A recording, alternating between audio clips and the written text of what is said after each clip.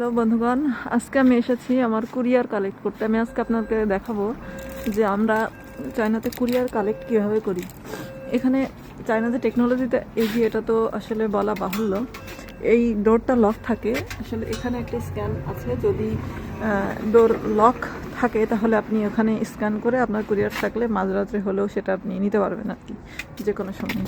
এখন আমি কুরিয়ারে যাচ্ছি।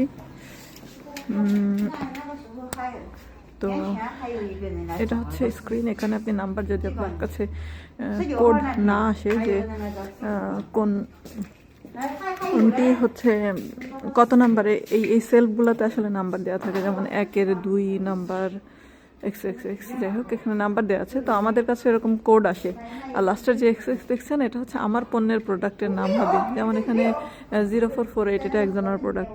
তো এটা খুবই ছোট একটা কুরিয়ার সার্ভিস।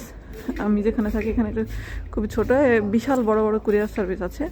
কোনো একদিন বড় কুরিয়ার সার্ভিসও দেখাবো। তো আমার পণ্য আসছে, আমি আগে আপনাদের এটা ছোটোটা ঘুরিয়ে দেখাচ্ছি।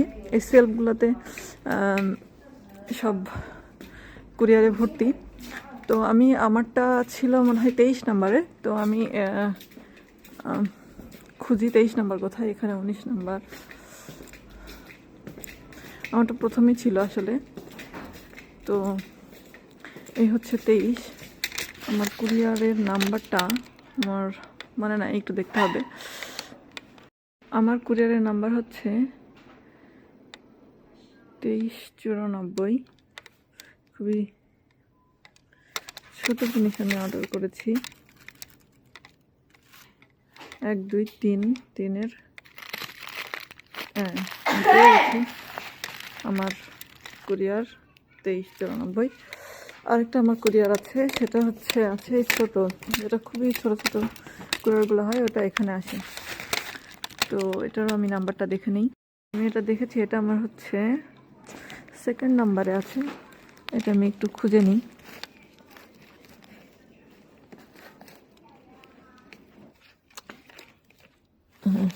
আমি পেয়ে গেছি। তো এটা নেওয়ার পরে এটা এখানে আমাদের স্ক্যান থাকে। এটা এখানে নিলে এখানে দেখতে পাবেন, স্ক্যান করে নিল। সেমভাবে আমার কাছে নোটিফিকেশান চলে এসেছে, এটা দিলে এই যে এখানে স্ক্যান করে নিল। এভাবে আমরা আসলে কুরিয়ার কালেক্ট করি। তো আমার আজকে এটাই দেখানোর ছিল। তো ভালো থাকবেন সবাই, আল্লাহ হাফেজ।